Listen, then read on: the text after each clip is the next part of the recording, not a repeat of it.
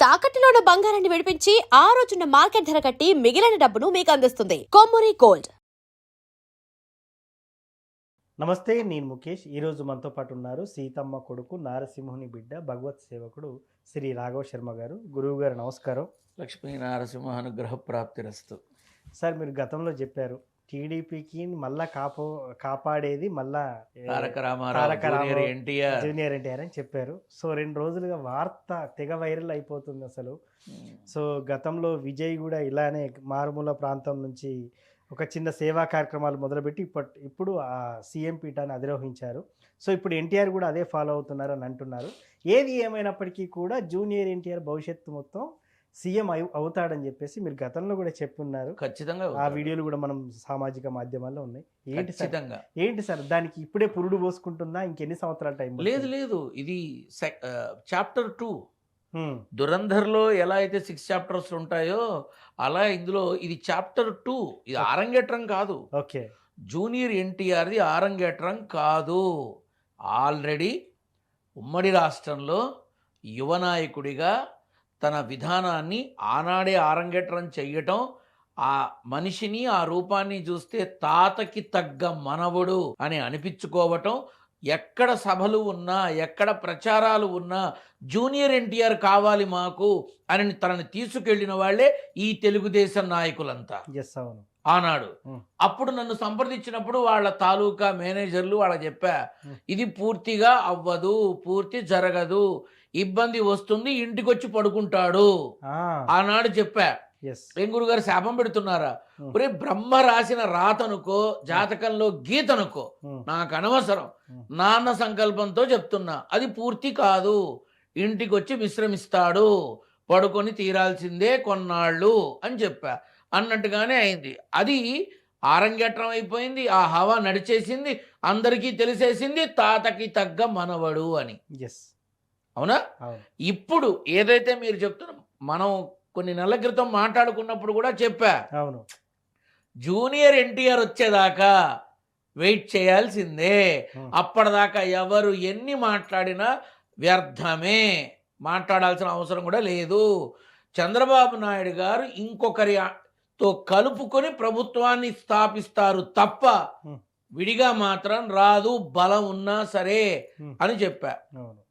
చాలా క్లియర్గా చెప్పా. ఇప్పుడు తెలంగాణలో కాంగ్రెస్ దుయ్యబట్టలేదా చంద్రబాబు గారు? రాహుల్ గాంధీని, ప్రియాంక గాంధీని, సోనియా గాంధీని ఉప్పు పాతరేయలేదా? మోడీని కూడా ఉప్పు పాతరేశారు కదా, వీళ్ళని వేశారు. అదే తెలంగాణలో రాహుల్ గాంధీని కౌగిలించుకొని ఎన్నికలకు వెళ్ళలేదా? ప్రభుత్వ ఏర్పాటు చెయ్యాలి, పదవిని పొందాలి అనే ఆలోచన ఉన్న వాళ్ళు శత్రువుని కూడా కౌగిలించుకుంటారు రాజకీయంలో. దానికి ప్రత్యక్ష నిదర్శనం నువ్వు అన్నవన చంద్రబాబు నాయుడు గారు. ఎందుకని? గతంలో నరేంద్ర మోడీని దుయ్యబట్టి వదిలిపెట్టారు. నల్ల బ్యాడ్జీలు పెట్టుకొని మున్సిపల్ స్టేడియం ఆఫ్ విజయవాడ నడి బొడ్డున నిలబడి దుయ్యబట్టి వదిలిపెట్టారు. జంతర్ మంతర్లో కూడా ప్రతి చోట. ఇప్పుడు జంతర్ మంతర్ ఢిల్లీ మనకు వద్దు, మన తెలుగు రాష్ట్రం గురించి మాట్లాడుతున్నాం. చివరికి తిరుపతిలో అమిత్ షాకి నల్ల బ్యాడ్జీలు. తిరుపతి కాదు నాన్న, విజయవాడ ఆంధ్రాకి నడిబొడ్డున నిలబడి నరేంద్ర మోడీని దుయ్యబట్టిన వాళ్ళు వీళ్ళంతా, తెలుగుదేశం నాయకులంతా. నల్ల బ్యాడ్జీలు పెట్టుకొని బందర్ రోడ్డు మొత్తం వాళ్లే మార్చికొట్టారు. అవునా? నేను ఆనాడు చెప్పా, ఇవాళ తిడుతున్న నోళ్ళు రేపు పొగడమే కాదు పల్లకి మోస్తాయి అని చెప్పా. జరుగుతోంది. పవన్ కళ్యాణ్ని నానా మాటలు మాట్లాడిన వాళ్ళు వీళ్ళంతా. లోకేష్, ఒక జగనే కాదు, లోకేష్ మాట్లాడాడు, చంద్రబాబు నాయుడు మాట్లాడాడు, మరీ దారుణాతి దారుణంగా అన్నీ జరిగినాయి. మరి ఇప్పుడు ఎవరి అండతో తను ప్రాభవాన్ని సంపాదించుకున్నాడు? అరే, పవన్ కళ్యాణ్ రోడ్డు మీదకి వచ్చి పడుకొని ఎదిరించి ధీమాగా నిలబడి ధిక్కరిస్తే తప్ప, చంద్రబాబు నాయుడిని చూడ్డానికి జైల్లో ఉన్నప్పుడు తాను వచ్చి నిలబడితే తప్ప తెలుగుదేశం కేడర్ బయటికి రాల. చెక్ చేసుకోండి అంతా. జనసేనాని రోడ్డు మీదకి వచ్చి నిలబడిన తరువాత మిగతా వాళ్ళంతా వచ్చారు, అప్పటిదాకా ఎవరూ రాలా. మరి అదే పవన్ కళ్యాణ్ నానా మాటలు మాట్లాడారుగా. సో ఇక్కడ ఇంకొక విషయం ఏంటంటే, రాజకీయంగా శాశ్వత శత్రువులు శాశ్వత మిత్రులు ఉండరు. ఇది అందరికీ తెలిసిన విషయమే, నేను చెప్పక్కర్లా.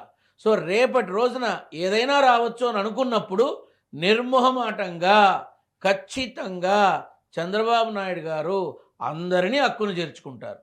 ఓకే. ఇప్పుడు నందమూరి వంశంలో జూనియర్ ఎన్టీఆర్ని ఎవరన్నా దగ్గర రాణిస్తున్నారా? అసలు కలవనిస్తున్నారా? ఎన్టీఆర్ జయంతికి వర్ధంతికి కలిసి తీసుకెళ్తున్నారా? ఎందుకు ఇండివిజువల్గా వెళుతున్నారు వాళ్ళు? ఎందుకు వెళ్లాల్సి వస్తుంది? కుటుంబం అంతా ఎందుకు కలిసి వెళ్ళటం లేదు? కుటుంబంలో జరిగే ఏ కార్యక్రమానికి జూనియర్ ఎన్టీఆర్ ఎందుకు లేడు?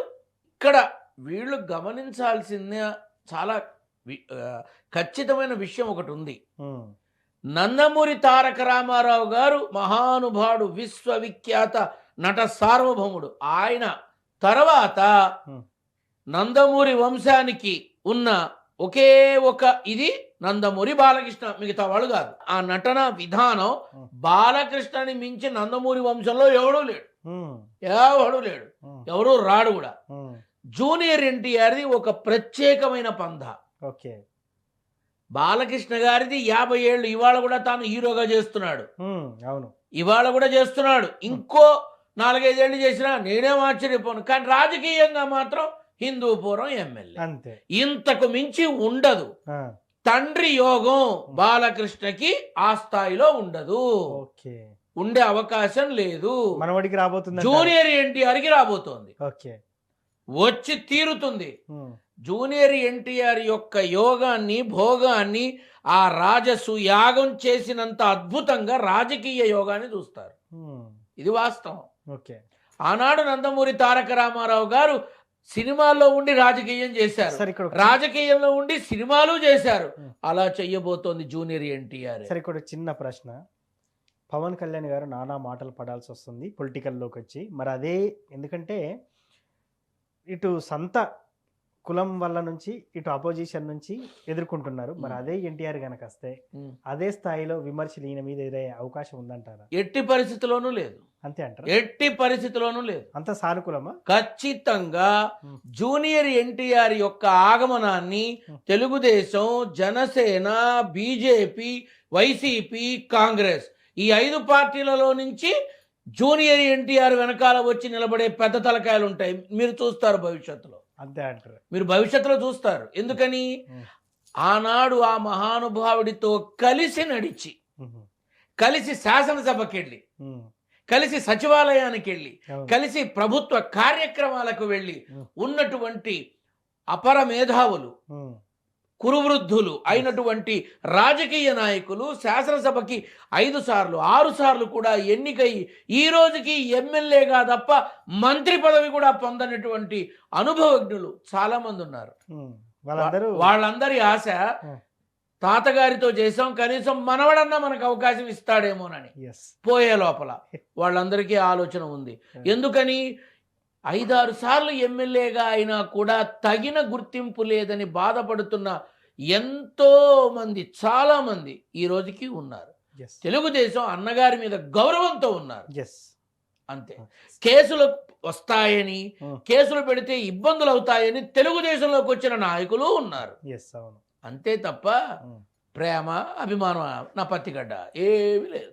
సో ఇది ఇంకెన్ని రోజులు పట్టచ్చు, ఎన్ని సంవత్సరాలు పట్టచ్చు? ఏం లేదు నాన్న, 2028కి చక్కటి రూపాన్ని, ఏది జూనియర్ ఎన్టీఆర్ యొక్క చక్కటి రూపాన్ని, రాజకీయ పరమైనటువంటి అడుగుల్ని, చక్కటి కార్యాచరణ 18వ తారీఖు మొదలవుతోంది. మంచి ప్రణాళిక 27వ సంవత్సరంలో మొదలవుతోంది. వీటన్నిటికీ తగిన విధంగా మీరంతా చూస్తారు.